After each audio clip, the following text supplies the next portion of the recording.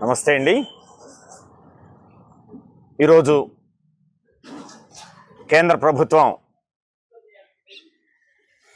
జాతీయ ఉపాధి హామీ పథకాన్ని కాలరాస్తూ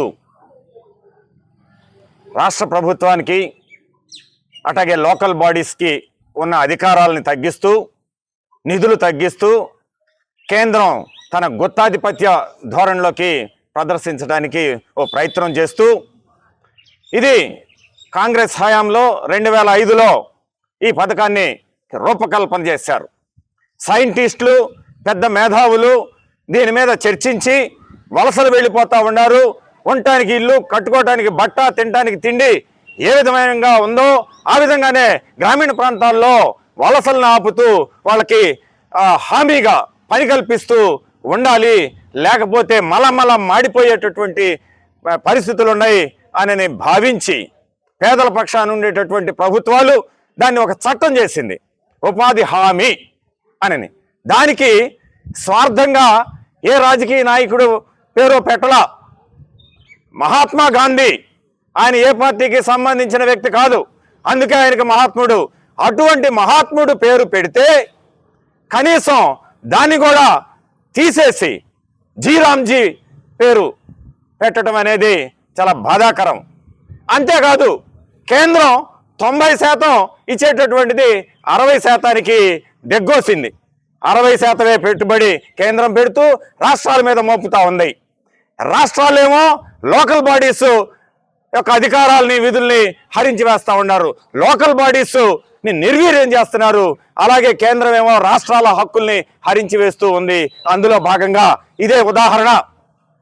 ఇక అందులో భాగంగా పిసిసి చీఫ్ షర్మిల గారు రాష్ట్రమంతా తిరుగుతూ మన బాపట్ల జిల్లాలో ఈ చీరాల నియోజకవర్గంలో మరి కాంగ్రెస్ పార్టీ తరఫున ఎమ్మెల్యేగా ప్రాతినిధ్యం వహించి ఇప్పుడు జిల్లా నాయకత్వ బాధ్యతల్ని చేపట్టి రాష్ట్రంలోనే మంచి మెజారిటీ వచ్చినటువంటి చీరాల ప్రాంతాన్ని ఎన్నిక చేసుకొని ఈ చీరాల్లో కూడా మరి సెంటర్గా ఉంటుంది అనే ఉద్దేశంతో కొత్తపేట గ్రామీణ ప్రాంతం కాబట్టి కొత్తపేట పంచాయతీ ఆఫీస్ వద్ద ఒక కార్యక్రమాన్ని ఏర్పాటు చేశారు, ఒక రచ్చబండ కార్యక్రమం. ఈ ఉపాధి హామీనే కాదు, నియోజకవర్గంలో అనేక సమస్యలతోటి కొట్టుమిట్టాడుతూ ఉన్నటువంటిది. ప్రధానంగా ఈ రెండు పార్టీలు కూడా నోరెత్తలా.